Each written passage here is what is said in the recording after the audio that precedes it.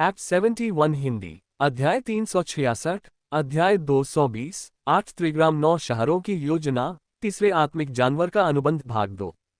बायलिंग ने भारी स्वर में सिर हिलाया और बात को अपने दिल में मजबूती से अंकित कर लिया। जब लिन चेन ने छोटे कीट राजा को देखा तो पूरे कीट में एक बड़ा परिवर्तन आ गया था।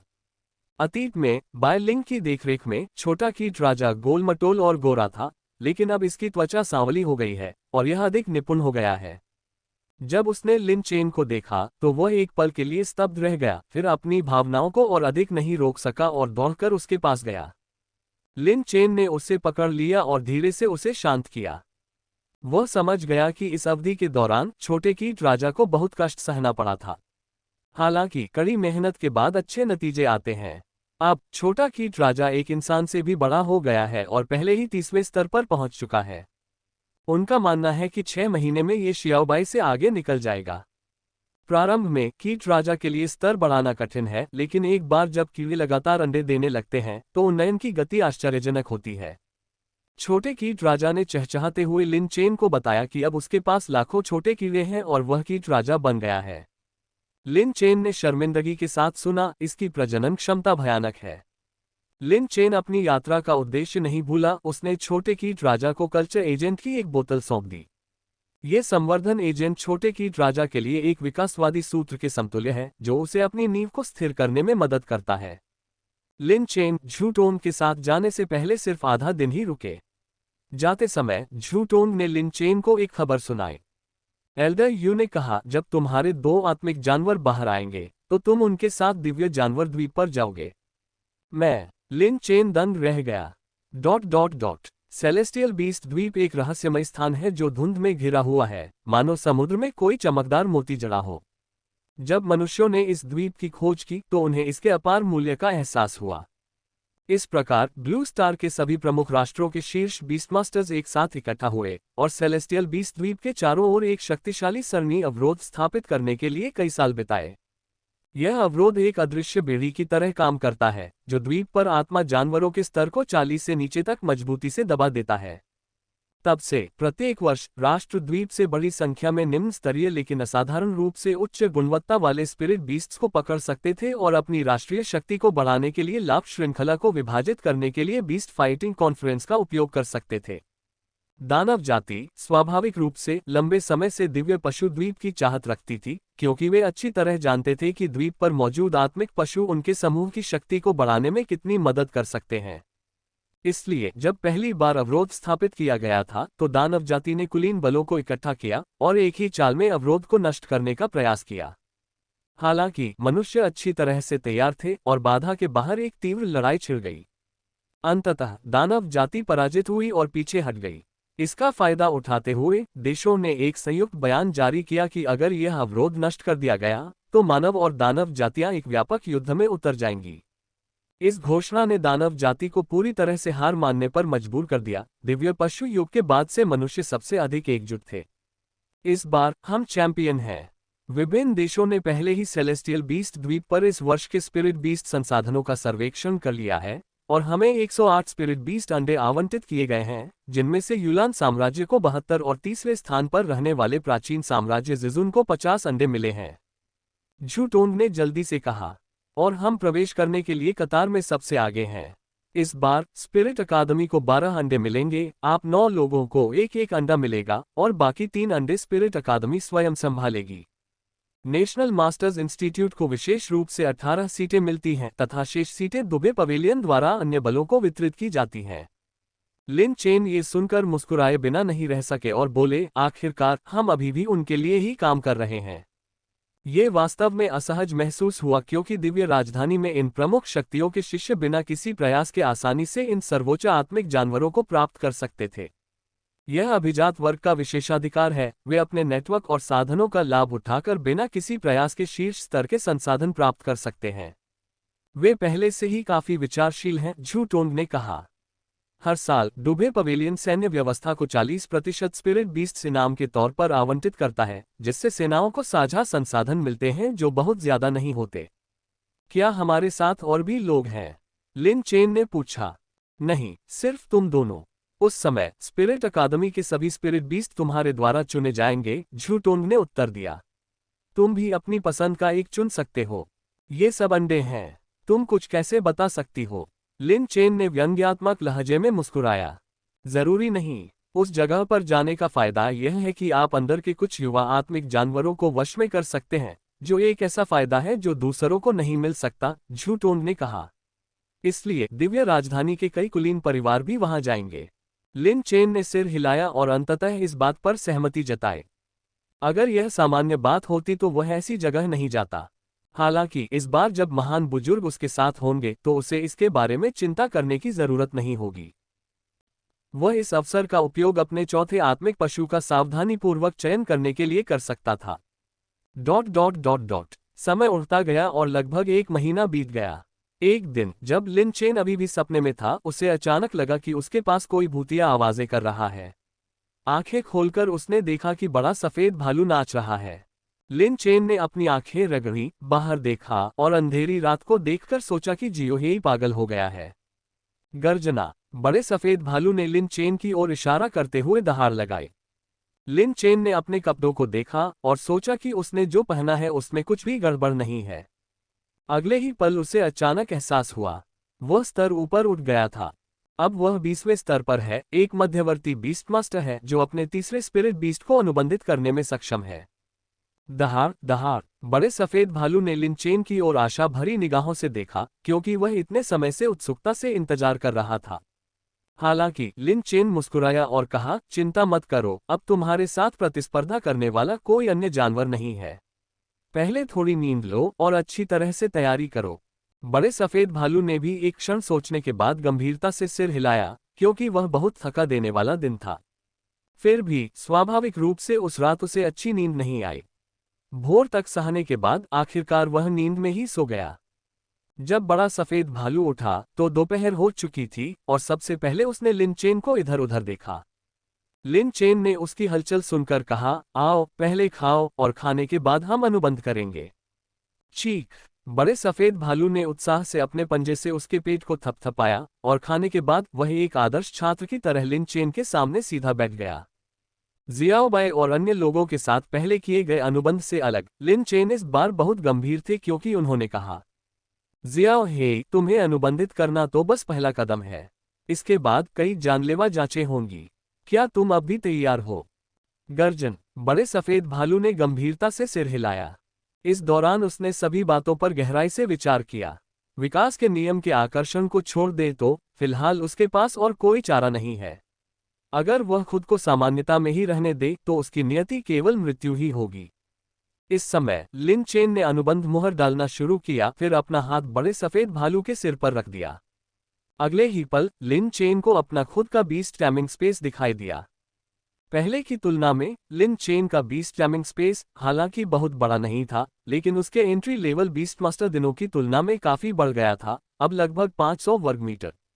आपको पता होना चाहिए कि पहले इसका क्षेत्रफल केवल 100 वर्ग मीटर हुआ करता था। लिन चेन की बढ़ती शक्ति के साथ साथ जानवरों को वश में करने वाले स्थान को नियंत्रित करने की उसकी क्षमता भी बढ़ेगी। अब वह अपनी चेतना का उपयोग करके अंदर के आत्मिक जानवरों का निरीक्षण कर सकता था, और जब वह 30वें स्तर पर पहुंच जाता तो उसका नियंत्रण उसे अंदर प्रवेश करने और आत्मिक जानवरों के साथ सीधे संवाद करने की अनुमति देता, मानो कोई वास्तविक उपस्थिति हो। ये काफी सुविधाजनक होगा, क्योंकि वह पशु वशीकरण स्थान के भीतर आत्मिक पशुओं को उनकी साधना में मार्गदर्शन कर सकता है। लिन चेन एक पल के लिए सोच में खो गया, फिर उसने अपने जानवर को वश में करने वाले स्थान को देखा। इसके प्रवेश करते ही कई श्वेत प्रकाश वाले कुलदेवता नीचे उतरे तथा इसके शरीर को ढक लिया। टोटेम को देखते ही बड़े सफेद भालू का शरीर भय से नहीं बल्कि उत्साह से कांप उठा, क्योंकि उसे अजीब वातावरण और परिवर्तन का सामना करना पड़ा था। इतने लंबे समय तक शक्तिहीन रहने के कारण वह शक्ति और अधिक मजबूत होने की चाहत रखता था। परिवर्तन के इन क्षणों में वह शक्ति पाने और अधिक मजबूत होने की चाहत रखता था। लिन चेन ने फिर अनुबंध की मुहर लगाना शुरू कर दिया, अपना हाथ बड़े सफेद भालू के सिर पर रख दिया। अपनी उत्तेजना को दबाने की कोशिश करते हुए बड़े सफेद भालू ने लिन चेन को अजीब नजरों से देखा। उसे अपने पिछले व्यवहार पर थोड़ी शर्मिंदगी महसूस हो रही थी। लिन चेन और ली जाइकिंग के बीच सबसे बड़ा अंतर ये था कि वे आत्मा जानवरों के साथ कैसा व्यवहार करते थे, ये था कि ली ज़ाइकिंग अक्सर एक कमांडिंग दृष्टिकोण पर भरोसा करते थे, जो कई जानवर मास्टरों के बीच आम था, जबकि लिन चेन अपने आत्मा जानवरों को समान मानते हुए परामर्श दृष्टिकोण को प्राथमिकता देते थे। यही कारण था कि जियाओबाई और छोटी लोमड़ी उसका अनुसरण करने को तैयार थे। इसके बाद उन्होंने बिग व्हाइट बियर के बारे में जानकारी की जांच की। आयरन पाम बियर, उन्नत नश्वर जानवर। प्रमुख वंश 74.8% आयरन पाम भालू, 2% प्रोफाउंड आर्मर भालू, 3.5% फ्रॉस्ट भालू। छिपी हुई रक्तरेखा 16.2%। प्रदूषित रक्तरेखा 2%। लिन चेन ने महसूस किया कि बिग व्हाइट बेयर को कानून विकास से गुजरने के लिए उसे छिपे हुए रक्त की आवश्यकता नहीं थी, बल्कि प्रमुख रक्त रेखा, द्वितीय रक्त वंश शुद्धिकरण विधि विकास से पूर्व की तैयारियां। ये तो बहुत आसान था। लिन चेन ने 2 सेकंड के लिए सोचा और मुस्कुराए बिना नहीं रह सका। उच्च गुणवत्ता वाली छिपी हुई रक्तरेखा को खोजना कठिन है, लेकिन क्या प्रमुख रक्तरेखा प्रचुर मात्रा में नहीं है? इसलिए लिन चेन ने बड़े सफेद भालू से कहा, 1 मिनट रुको, मैं देखता हूं कि क्या कुछ अच्छा है। ये कहकर लिन चेन अपनी सैंपल बोतलों में छेड़छाड़ करने चला गया। ये देखकर बड़े सफेद भालू ने कई बार जोर से निगला। लिन चेन का अनुसरण करने के बाद बड़े सफेद भालू को धीरे धीरे समझ में आ गया कि जियाओबाई और अन्य लोगों के मजबूत होने का सबसे महत्वपूर्ण कारण लिन चेन था। चूंकि लिन चेन पहली बार डोमिनेंट ब्लडलाइन का सामना कर रहा था, इसलिए उसने पहले एक कोशिश करने के बारे में सोचा। ये निम्टिन आत्मा जानवर का रक्त नमूना है। हवा में उड़ने वाला सर्प। प्रमुख वंश पवनजनित सर्प 49.78%, छाया भटकने वाला चीक पवित्र जानवर 35.17%। छिपी हुई रक्तरेखा 6.79%। प्रदूषित रक्तरेखा 8.26। लिन चेन बहुत ऊंची वंश रेखा चुनने की हिम्मत नहीं कर सका, इसलिए उसने निचली वंश रेखा को चुना। फिर उन्होंने ब्लडलाइन गोल्डन हैंड का उपयोग करना शुरू किया और 3 रंगीन ब्लडलाइन शक्तियां निकाली। लाल, सोना, काला। इस बार लिन चेन को लाल डोमिनेंट ब्लडलाइन चाहिए थी। इधर आओ, लिन चेन ने बड़े सफेद भालू से कहा। बड़ा सफेद भालू उत्साह से दौड़ा, जियाओबाई और अन्य लोगों की नकल करते हुए, और अपना सिर आगे बढ़ाया। उसे मालूम था कि यह प्रक्रिया बहुत कष्टदायक होगी, लेकिन बड़े सफेद भालू को दर्द का डर नहीं था। यहां तक कि उसने अपने दांत पीसने के लिए भी खुद को तैयार कर लिया, ठीक वैसे ही जैसे एक बच्चे को टीका लगाया जाता है। लिन चेन ये देखकर खुश हुआ और बोला, अभी मैं सिर्फ ये खोज रहा हूं कि आपके लिए क्या उपयुक्त है, अभी तक शुरू नहीं किया है। उद्धरण चिन्ह डॉट डॉट डॉट उद्धरण चिन्ह। बड़े सफेद भालू ने अजीब तरह से अपना सिर खुजलाया। लिन चेन ने इस बार शुद्धिकरण अनुपात की जांच करने के लिए ब्लडलाइन गोल्डन हैंड का उपयोग किया, लेकिन जैसे ही उन्होंने इससे रखा, ये गहरा लाल दिखाई दिया। लिन चेन दंग रह गया। फिर उसने संकेत देखा।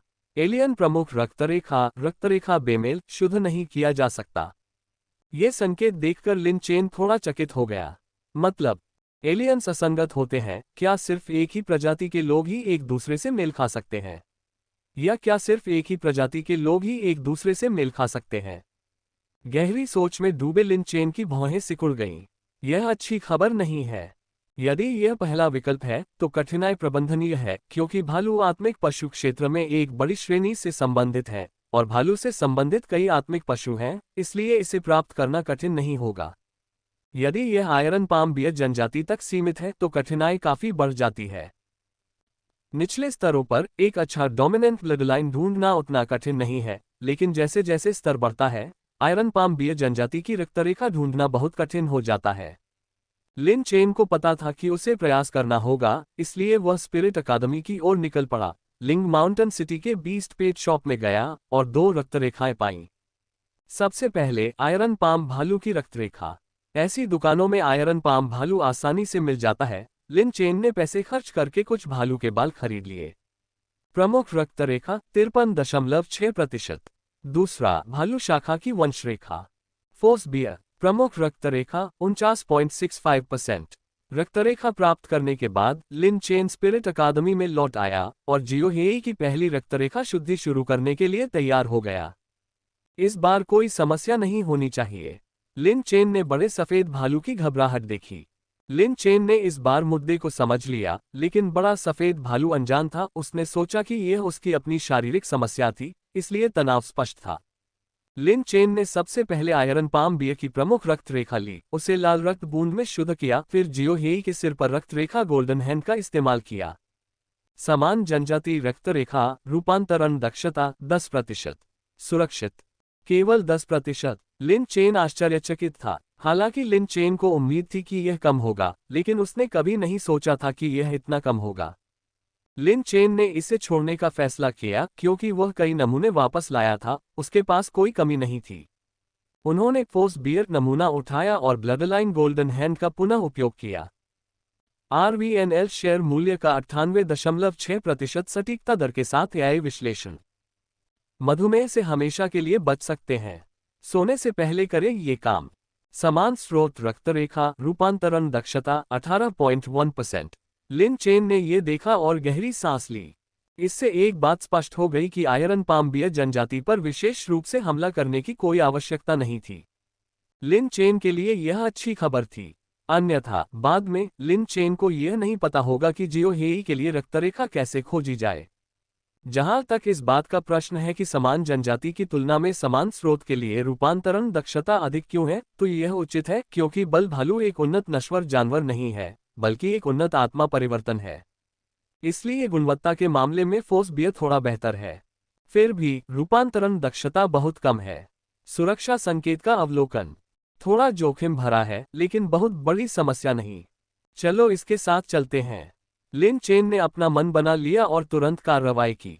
इस बार बिग व्हाइट बियर की रक्त रेखा में लगभग 9% की वृद्धि हुई, जो एक महत्वपूर्ण वृद्धि थी। विकास का नियम स्वाभाविक रूप से शरीर की रक्त रेखा जितनी ऊंची होगी उतना ही बेहतर होगा, क्योंकि यह शुद्ध है। कानून की शक्ति पवित्रता है।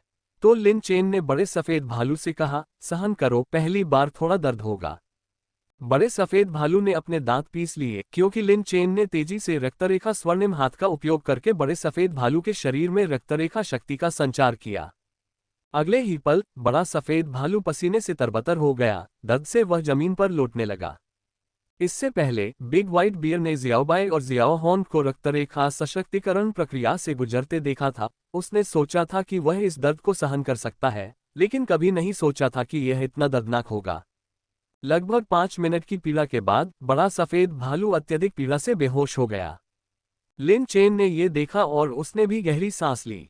दर्द सहनशीलता की बात करें तो जियाओबाई को पहले स्थान पर होना चाहिए। बिग व्हाइट बेयर में बहुत ज्यादा कमी नहीं होगी, लेकिन चूंकि जियाओहॉन पहले सहन कर सकता है, यह एक बात दिखाता है। बड़े सफेद भालू का दर्द उनसे अधिक था।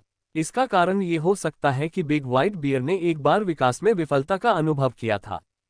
द्वितीय रक्त वंश शुद्धिकरण नियम विकास से पूर्व की तैयारी दो। इसलिए भाग्य को चुनौती देने की यह प्रक्रिया और भी अधिक कष्टदायक है। लिन चेन पूरे समय बड़े सफेद भालू पर नजर रख रहा था और वह 2 दिन और रात तक सोता रहा, जो अविश्वसनीय रूप से लंबा लगा। तीसरे दिन बड़ा सफेद भालू अंततः जाग उठा। पहले तो उसकी पुतलियां चमक उठी, वे देखना चाहती थी कि क्या परिवर्तन हुआ है। लेकिन जल्द ही निराशा हाथ लगी। यह अभी भी 20वें स्तर पर था और बुनियादी कौशल के अलावा इसमें कोई अन्य कौशल नहीं था। बड़े सफेद भालू ने लिन चेन की ओर निराशा से देखा और पूछा कि क्या वह असफल हो गया है। लिन चेन ने कुछ नहीं कहा, बल्कि उसने उसके सिर पर थपथपाया। आयरन पाम बियर उन्नत नश्वर जानवर प्रमुख वंश आयरन पाम भालू 83.8%, प्रोफाउंड आर्मर भालू 1.332%, फ्रॉस्ट भालू 1.8%, छिपी हुई रक्तरेखा 7.2%, प्रदूषित रक्तरेखा 2%। रक्त वंश में 9% की वृद्धि सफलतापूर्वक हुई। इसका मतलब ये हुआ कि यह सफल रहा। लिन चेन बोला, जियो हेई, तुम्हें धैर्य रखने की जरूरत है। अपना भाग्य बदलने के लिए तुम्हें एक बार में एक कदम उठाना होगा। खेती एक आजीवन यात्रा है, आप रातों रात बड़े आदमी नहीं बन सकते। बड़े सफेद भालू ने गहरी सांस ली और फिर गंभीरता से सिर हिलाया। उसे एहसास हुआ कि वह त्वरित सफलता के लिए बहुत उत्सुक था। जियाओबाई और जियाओहोन, क्या उन्होंने कई संवर्धनों के बाद अपनी वर्तमान शक्ति हासिल नहीं की? बड़ा सफेद भालू फिर से उत्साहित हो गया और लिन चेन से पूछा कि क्या उसने विकास की शर्तें पूरी कर ली हैं। एक बार और लिन चेन ने कहा, आप जियाओबाई और उनसे अलग हैं, आप भाग्य के साथ जुआ खेल रहे हैं। आप हार नहीं सकते। बड़े सफेद भालू ने निगल लिया, फिर लिन चेन को कहते सुना, मैं भी हार नहीं सकता। बड़ा सफेद भालू ठिठक गया, फिर लिन चेन के शब्दों के पीछे का अर्थ समझ गया, उसकी आंखें लाल हो गईं। दरअसल लिन चेन ने जुआ खेलने की हिम्मत नहीं की। रक्तरेखा का 83% हिस्सा विधि विकास के लिए प्रथम विकास आवश्यकता को पूरा करता है, लेकिन लिन चेन जोखिम नहीं लेना चाहता, क्योंकि यदि वह जुआ खेलता है और हार जाता है तो बड़ा सफेद भालू तुरंत मर जाएगा। इस स्थिति को देखते हुए लिन चेन बिग व्हाइट बियर की रक्त रेखा को फिर से शुद्ध करने की योजना बनाता है, जिससे उसकी प्रमुख रक्त रेखा 90 से ऊपर हो जाती है। अन्य विकासों की तरह विकास का चरण जितना ऊंचा होगा, रक्त रेखा उतनी ही शुद्ध होनी चाहिए। लिन चेन ने बिग व्हाइट बियर के लिए एक व्यवस्था बनाई जो मूलतः 3 आयामी थी। शारीरिक प्रशिक्षण, भोजन, आराम। बिग व्हाइट बियर बहुत दृढ़ है, वह अपना समय तर्कसंगत ढंग से आवंटित करता है, अधिक प्रशिक्षण नहीं लेता या बहुत अधिक आराम नहीं करता, तथा यहां तक कि लिन चेन की केवल 80% भोजन करने की सलाह का भी पालन करता है। ये पूरे 2 सप्ताह तक चलता रहा। उसके बाद लिन चेन ने बिग व्हाइट बियर की स्थिति का अवलोकन किया और अंततः दूसरे रक्त शुद्धिकरण की तैयारी की। इस बार आवश्यकता बहुत अधिक नहीं थी, बल्कि छिपे हुए वंश को पूरी तरह से समाप्त करके 7% की वृद्धि का लक्ष्य रखा गया था।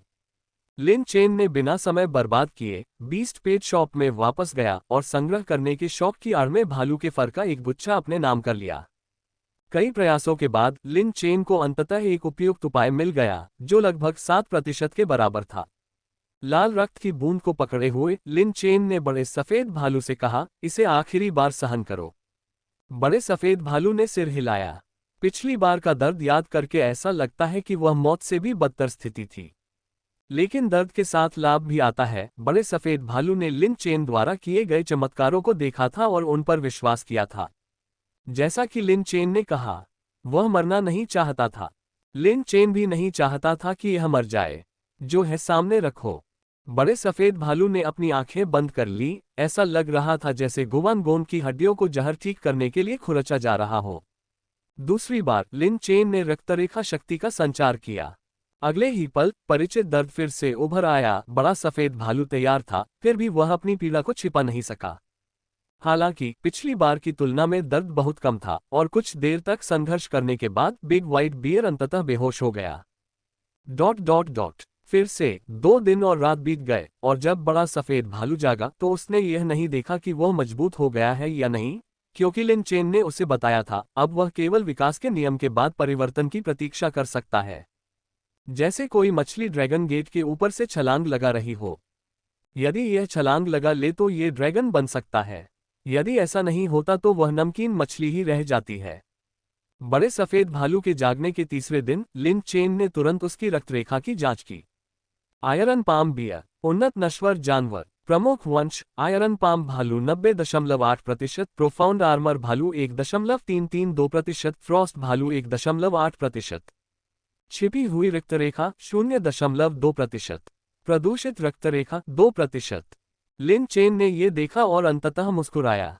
उन्होंने अपना सर्वश्रेष्ठ प्रयास किया था और अब परिणाम देखने का समय आ गया था। लिन चेन लियू गू को खोजने के इरादे से स्पिरिट अकादमी में गया। अप्रत्याशित रूप से प्रवेश करने पर उसने लियू गू को नहीं बल्कि एक लड़की की पीठ को देखा। लिन चेन सहज रूप से बायलिंग का नाम पुकारना चाहता था, लेकिन करीब से देखने पर पता चला कि वह बायलिंग नहीं था। उसकी बनावट और स्वभाव मेल नहीं खा रहा था। बायलिंग सामने से देखे बिना भी केवल पीछे से देखने पर ही अलौकिक अनुभूति हो सकती है। वरिष्ठ लिन चेन। कदमों की आहट सुनकर लिन चेन को देखकर लड़की की आंखें चमक उठीं। लिन चेन को इस बात पर आश्चर्य नहीं हुआ कि वह उसे जानती थी। वह अनुमान लगा सकता था कि वह संभवतः इस वर्ष भर्ती हुई लियुगू की नई छात्रा थी। तभी अचानक वह लड़की तेजी से आए और हाथ जोड़कर सम्मानपूर्वक अभिवादन किया। मैं सीनियर लिन चेन से मिला हूं, मेरा नाम यान लैन है और मैं एक फ्रेशमैन हूं। नमस्ते। लिन चेन ने सिर हिलाया। इस वरिष्ठ पदवी से थोड़ा अपरिचित महसूस कर रहा था। अनजाने में ही वह वरिष्ठ बन गए थे। नहीं, अब लगभग एक बड़ा वरिष्ठ।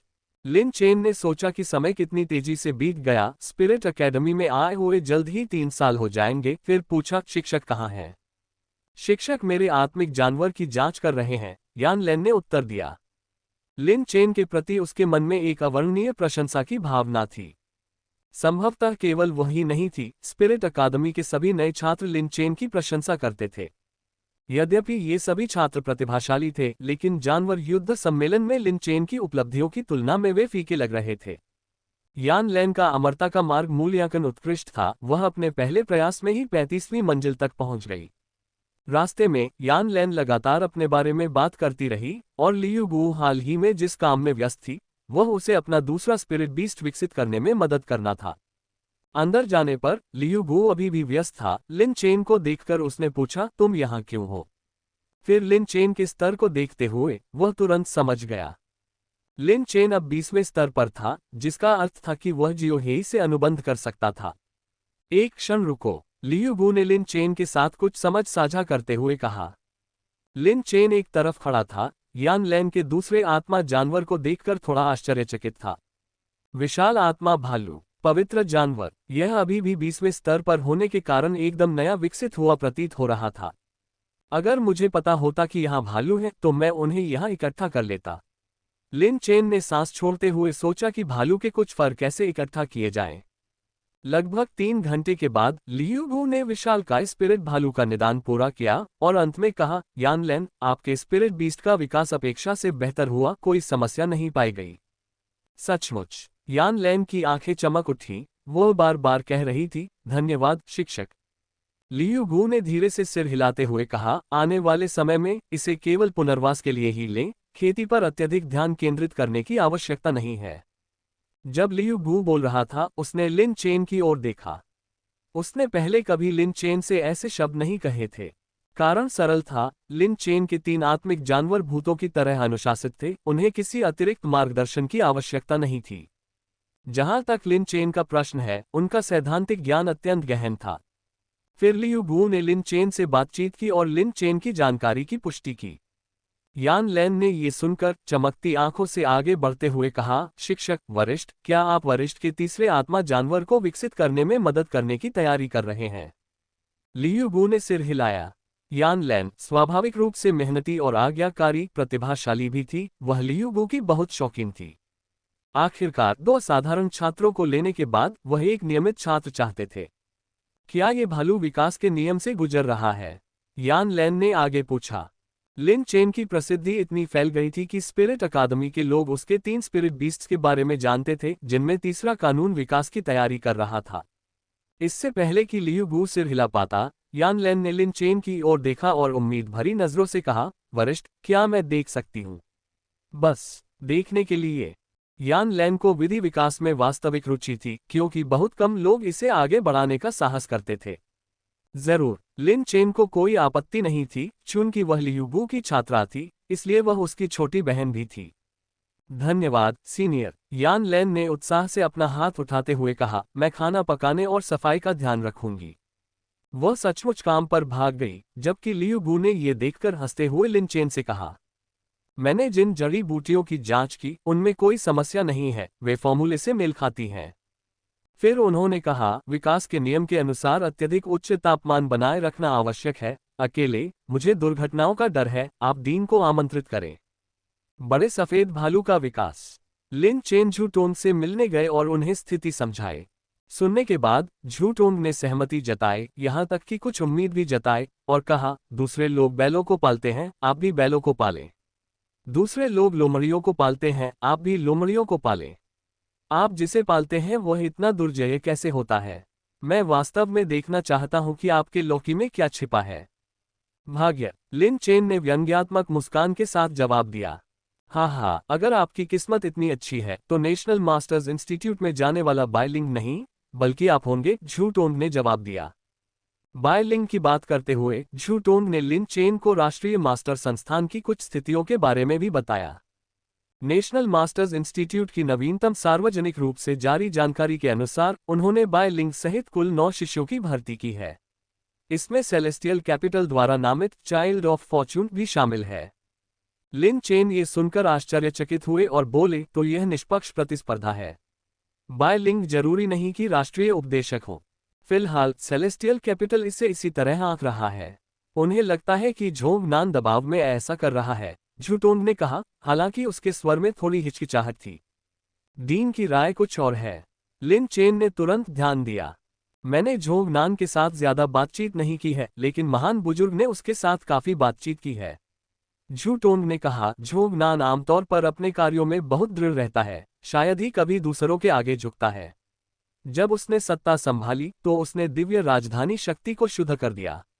उस समय यह एक तूफानी मामला था, लेकिन उसने हमेशा वही किया जो वह चाहता था। लेकिन यह मामला कोई छोटी बात नहीं है। मैं भी यही सोचता हूँ, झू टोंग ने कहा, ये झोंग नान के चरित्र के बिल्कुल अनुकूल नहीं है। यही कारण है कि लोग अक्सर कहते हैं कि अंततः धैर्य ही वह चीज बन जाती है जिसे कोई सबसे अधिक नापसंद करता है। लिन चेन ने भी झोंग नान के साथ ज्यादा बातचीत नहीं की थी और उनकी स्थिति में भी बहुत अंतर था, इसलिए उसने सिर्फ गपशप सुनी, लेकिन ये बायलिंग के लिए अच्छा है। हाँ, झू टोंग ने सिर हिलाया और कहा, मैंने सेलेस्टियल कैपिटल में स्पिरिट अकादमी के शिष्यों से भी उसकी गतिविधियों पर नजर रखने और यदि संभव हो तो मदद करने के लिए कहा है। बातचीत के दौरान झू टोंग और लिन चेन लियुगू के आंगन में पहुंचे, जहां वह बड़े सफेद भालू का हालचाल पूछ रहा था। लिन चेन को लौटते देख उसने उत्सुकता से कहा, लिन चेन, मुझे लगता है कि जियोहेई का रंग सफेद हो गया है, उसका फर बेहतर हो गया है और वह पतली लग रही है। लिन चेन और बड़े सफेद भालू ने एक दूसरे को जानकार मुस्कान दी। रक्त शुद्धिकरण के 2 दौर के बाद बिग व्हाइट बियर की ताकत में वृद्धि नहीं हुई थी, लेकिन उसकी काया में निश्चित रूप से सुधार हुआ था। गर्जना। बिग व्हाइट बियर ने बताया कि इस विकास की तैयारी के लिए वह हाल ही में एक नियमित दिनचर्या का पालन कर रहा था। हालांकि ये झूठ नहीं था। लियुगू ने यह सुनकर संदेह नहीं किया और लिन चेन से कहा, यह बहुत अच्छी स्थिति में है, विकास के लिए तैयार है। ये सुनकर बड़ा सफेद भालू बहुत खुश हुआ। कुछ छेड़छाड़, सूत्रों की जांच, जड़ी बूटियों का निरीक्षण करने के बाद उन्होंने अंततः जड़ी बूटियों को भट्टी में डाल दिया। फिर लियुगू ने झू टोंग को निर्देश देना शुरू किया। बेचारे झू टोंग, जो एक प्रतिष्ठित दीन थे, इस समय एक नए रंगरूट की तरह सिर हिला रहे थे। अंत में लियुगू ने लिन चेन की ओर नहीं देखा, बल्कि बड़े सफेद भालू को संबोधित किया। जियोहेई, मैं तुमसे आखिरी बार पूछूंगा, क्या तुम सचमुच विधि विकास से गुजरने को तैयार हो? ये बहुत महत्वपूर्ण था, क्योंकि इससे ये पता चलता था कि क्या बिग व्हाइट बियर की इच्छा शक्ति पर्याप्त रूप से दृढ़ थी। बड़े सफेद भालू ने भारी स्वर में सिर हिलाया। हालांकि अपनी जान जोखिम में डालकर भी उसने लिन चेन पर भरोसा किया। लियुगू ने तब यान लैन को पानी मिलाने का निर्देश दिया, लेकिन ये कोई साधारण पानी नहीं था, इसे विशेष लपटों द्वारा परिष्कृत किया गया था, जो पशु शक्ति से भरा हुआ था। भट्टी जलने ही वाली थी कि लिन चेन ने अपने बगल में घबराए हुए बड़े सफेद भालू को देखा, आगे बढ़ा और धीरे से उसके भालू के सिर को सहलाते हुए कहा, चिंता मत करो, मैं तुम्हारे पास ही रहूंगा। गर्जन। बड़े सफेद भालू ने सिर हिलाया। वास्तव में यह इच्छा थी कि शियाओबाई और अन्य लोग इस क्षण को एक साथ देखने के लिए यहां मौजूद होते। हालांकि वे सभी इस समय एकांतवास में थे, इसलिए यह संभव नहीं था। लेकिन लिन चेन के साथ ये सहज महसूस हुआ। इसके बाद लियुगू ने अपने आत्मा जानवर को बुलाया और कहा, तैयार हो जाओ, आग लगा दो। आत्मा जानवर ने आग उगल दी और झू टोंग ने भी अपने आत्मा जानवर को बुलाया, समन्वय करना शुरू कर दिया। जब पानी का तापमान सही बिंदु पर पहुंच गया तो लिन चेन ने बड़े सफेद भालू के कंधे को थपथपाया और कहा, जल्द ही वापस आ गए। बड़े सफेद भालू ने दृढ़ता से सिर हिलाया और फिर बॉयलर में कूद गया। इसके बाद आग की लपटें भयंकर रूप से भड़क उठीं। विकास का नियम अन्य विकासों से भिन्न है, क्योंकि यह शरीर को परिष्कृत करने से शुरू होता है, अनिवार्य रूप से भीतर से सभी अशुद्धियों को हटा देता है। इसके लिए लगातार तीव्र लपटों की आवश्यकता होती है।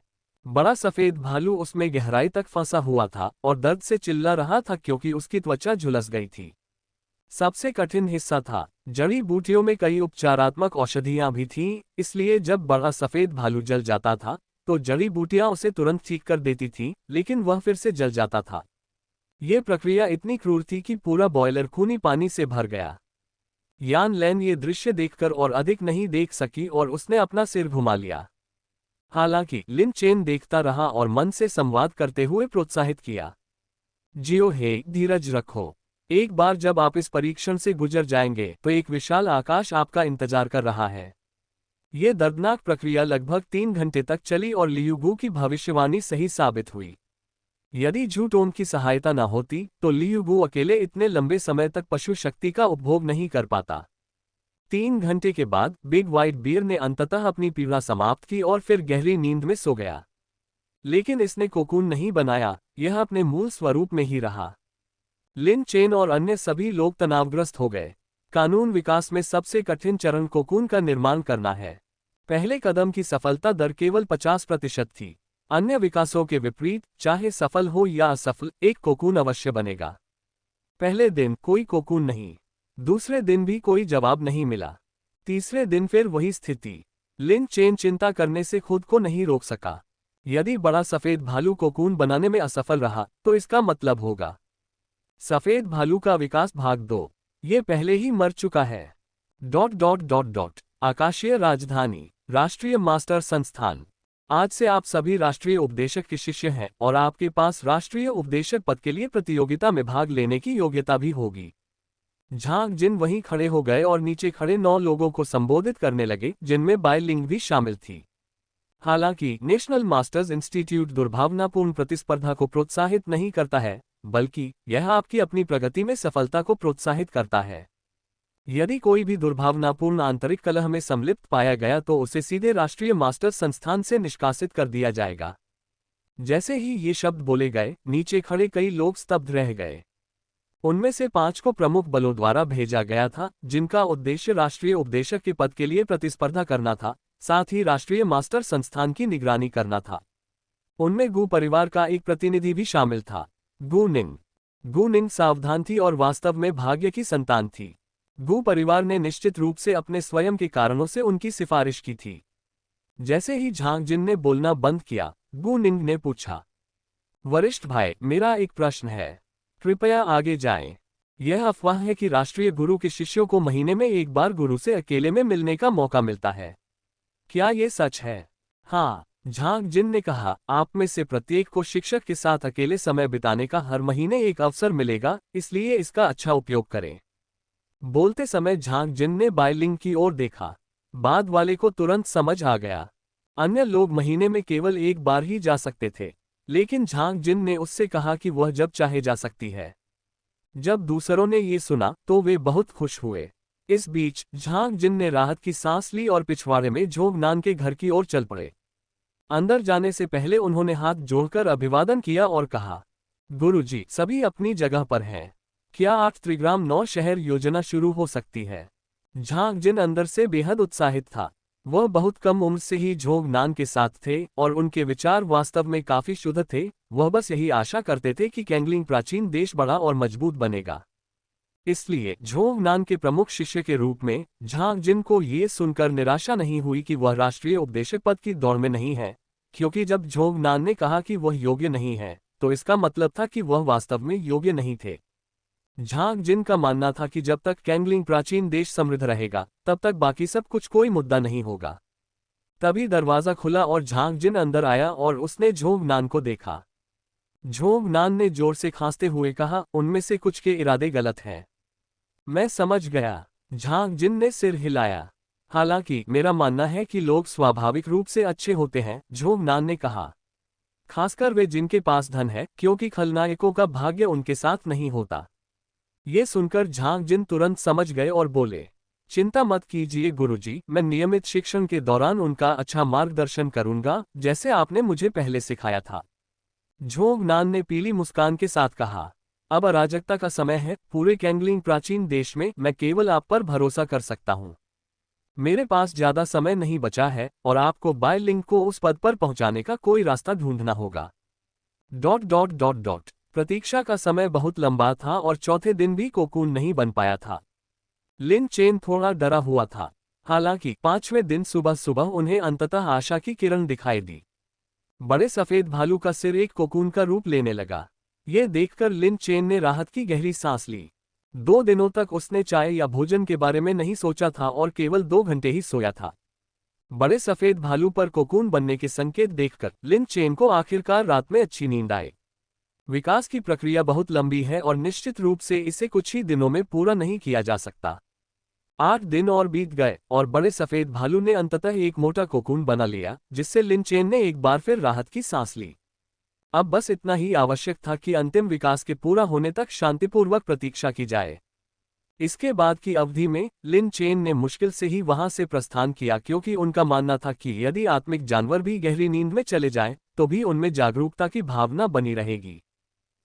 बिग व्हाइट बेयर का जीवन शियाओबाई और शियाओ होंग से भी अधिक दुखद था, क्योंकि उसका भोला और ईमानदार रूप एक असुरक्षित हृदय को छुपाए हुए था। ये कमी वास्तव में जियो होंग और जियो हेई के लिए समान थी। यही वजह है कि वे लिन चेन के साथ अनुबंध करने के लिए इतने उत्सुक थे। लगभग 18 अतिरिक्त दिन बिना किसी परिवर्तन के संकेत के बीत गए, और एक करीबी परीक्षा से पता चला कि विकास के बाद का कोकून अन्य दो प्रकार के कोकूनों से बहुत अलग था। बड़े सफेद भालू के कोकून रेशम के चारों ओर ऊर्जा के प्रवाह को स्पष्ट रूप से महसूस किया जा सकता था। लियू गू ने कभी भी विकास नियम का अध्ययन नहीं किया था, इसलिए वह इसे समझ नहीं सका। कैटलिस्ट मास्टर की पुस्तकों में विकास के नियमों के बारे में सबसे कम अभिलेख थे। लगभग 10 दिन और बीत गए, और उस दिन सुबह कोकून में अंततः एक निशान मिला, जिसे यान लैन ने खोज लिया। लिन चेन और लियू गू देखने के लिए ऊपर आए और पाया कि यह वास्तव में ऐसा ही था। मोटे कोकून में एक दरार थी, जो ये संकेत दे रही थी कि परिवर्तन निकट था। इस समय लियू गू ने कहा, इस अवधि में हर किसी को अब संपर्क नहीं करना चाहिए। अन्य विकासों पर भी विचार किया जा सकता था, लेकिन विकास का नियम अलग था। विधि विकास से गुजर रहे आत्मिक प्राणियों को इस स्तर पर स्वर्ग और पृथ्वी के नियमों को समझना शुरू करना होगा। यदि वे इसे समझ सकें, तो वे नई ऊंचाइयों तक पहुंच जाएंगे। यदि वे इसे समझ नहीं पाते, तो इसका अर्थ है कि विकास विफल हो गया है। हर कोई थोड़ा दूर चला गया, और लिन चेन ने हर दिन कोकून टूटने की प्रगति दर्ज की। 5वें दिन कोकून स्पष्ट रूप से टूट गया। 8वें दिन तक वहां अभी भी 3 दरारें थीं, जो बड़ी घाटियों जैसी लग रही थीं। लिन चेन को पता था कि जियो हेई कोकून से बाहर आने वाला था। ... बड़े सफेद भालू को ऐसा लगा जैसे उसने कोई बहुत लंबा सपना देखा हो। जब उसे होश आया, तो वह चौंक गया। सहज ही यह महसूस करना चाह रहा था कि क्या वह सफलतापूर्वक विकसित हो गया है। हालांकि इसने इस खबर की तुरंत पुष्टि कर दी, यह मरा नहीं था। मतलब, ये सफल हुआ। वह मुस्कुराया, अपने चारों ओर के कोकून रेशम को अपने नियंत्रण में महसूस किया, एक दहाड़ लगाए, और फिर ज्वार की तरह अपनी शक्ति को बढ़ता हुआ महसूस किया। शक्ति वापस आ गई है। बड़े सफेद भालू की आंखें आंसुओं से लाल थीं। एक लड़ाकू आत्मा जानवर के रूप में, जिन दिनों इसने अपनी शक्ति खो दी थी, ऐसा लगता था जैसे यह नरक में रह रहा हो। और लिन चेन और अन्य लोग नरक में चमकती हुई प्रकाश की किरण की तरह थे। अब उसकी ताकत जानने की इच्छा के अलावा, वह लिन चेन को खबर बताने के लिए उत्सुक था, क्योंकि वह जानता था कि लिन चेन अभी भी उसकी खबर का इंतजार कर रहा होगा। बड़े सफेद भालू ने जियाओबाई की तरह लिन चेन को आश्चर्यचकित करने के बारे में सोचा था, लेकिन उसे एक बड़ी सच्चाई समझ में आ गई। इसका विकास जियाओबाई के समान नहीं था। लिन चेन के लिए यह आश्चर्य एक झटके से अधिक होगा। बाहर, लिन चेन ने कोकून के टूटने के संकेत देखे और विशाल सफेद कोकून को गौर से देख रहा था। अंततः आधे घंटे के व्यापक छूटने के बाद, भीड़ की तनावपूर्ण किंतु आशा भरी निगाहों के सामने, विशाल सफेद कोकून अचानक धमाके के साथ फट गया। ऐसा प्रतीत हुआ जैसे किसी अदृश्य शक्ति ने उसे अलग कर दिया हो। असंख्य कोकून रेशम सफेद तीर की तरह सभी दिशाओं में फैल गए, जिनमें से कुछ तो आसपास की दीवारों में गहराई तक धंस गए। लिन चेन की आंखें तुरंत चौड़ी हो गईं, और उसका चेहरा खिलते फूलों की तरह खुशी से चमक उठा। उसके हाथ मुट्ठियों में भींच गए, और उत्तेजना से थोड़ा कांपने लगे, क्योंकि जब यह फटा तो जो अविश्वसनीय शक्ति निकली, उससे स्पष्ट रूप से पता चला कि बड़ा सफेद भालू जीवित था। जब तक ये जीवित था, इसका अर्थ था कि यह विकास संभवतः सफल रहा। उड़ते हुए कोकून के रेशम हवा में एक सफेद काल्पनिक तूफान की तरह बेतहाशा नाच रहे थे। तभी एक सफेद भालू धीरे से खड़ा हो गया। पहली नजर में इसकी उपस्थिति में ज्यादा बदलाव नहीं आया था, लेकिन करीब से देखने पर इसकी त्वचा पहले की तुलना में अधिक चमकदार थी, मानो उसके फर के प्रत्येक रेशे से एक हल्की चमक निकल रही हो। झूटोंग और अन्य लोग, हालांकि इसे शब्दों में वर्णित करने में असमर्थ थे, लेकिन वास्तव में बिग व्हाइट बियर के चारों ओर एक मजबूत लेकिन सूक्ष्म ऊर्जा को महसूस कर सकते थे, जो एक अदृश्य ढाल की तरह थी। गर्जन। बड़े सफेद भालू की आंखें प्रकाश के अनुकूल हो गईं, और उसने दहाड़कर अपनी राजसी वापसी की घोषणा की। इसके बाद उसने अपने भालू के पंजों को देखा और अंततः अपना सिर लिन चेन की ओर घुमाया। वह लिन चेन को तुरंत खबर बताना चाहता था। लिन चेन पहले ही दौड़कर आ चुका था, और सामने आते ही जोर से हंसते हुए बोला, मुझे पता था कि तुम सफल हो जाओगे। ऐसा लगता था जैसे विकास का ये समय सहस्राब्दियों तक चला। बिग व्हाइट बियर का जीवन उसकी शक्ति के बिना नारकीय अस्तित्व में रहने जैसा था। और ये लिन चेन और उसका समूह ही था जो उस नरक में प्रकाश की एक किरण थे। वह सिर्फ लिन चेन को ही शियाओबाई की तरह आश्चर्यचकित नहीं करना चाहती थी, वह अपनी खुशी और पुनर्जन्म की भावना को भी साझा करना चाहती थी। लिन चेन मुस्कुराते हुए पहले ही दौड़कर आ चुका था। वह खिलखिलाकर हंसा और भालू के पास जाकर बोला, मुझे पता था कि तुम इससे बच निकलोगे। आंखों में आंसू और लालिमा लिए बिग व्हाइट बियर को ऐसा महसूस हो रहा था जैसे वह हजारों वर्षों से इस विकासक्रम में जी रहा हो। लेकिन अब वह जाग चुका था और लिन चेन पर उसके उसी पूर्ण विश्वास ने बड़े सफेद भालू को टिके रहने की ताकत दी। उसे एहसास हुआ कि वह सफल हो गया है। यह अब केवल एक असफल और विकसित भालू नहीं रह गया था। जैसे ही उसने अपनी शक्ति पुनः छोड़ी, वह दहाड़ा और अगले ही पल उसने धीरे से अपना सिर नीचे करते हुए जियाओबाई और जियाओहोन की नकल की। बड़े सफेद भालू ने लिन चेन की ओर अपना सिर आगे बढ़ाते हुए उस उत्साह को गहराई से महसूस किया, उसी खुशी का अनुभव किया जो जियाओबाई और जियाओहोन ने दिखाया था। लिन चेन के चेहरे पर एक चमकदार मुस्कान थी और उसने अपने दोनों हाथ बढ़ाकर उन्हें बड़े सफेद भालू के सिर पर रख दिया और उसे धीरे से सहलाया। संपर्क टॉस। संपर्क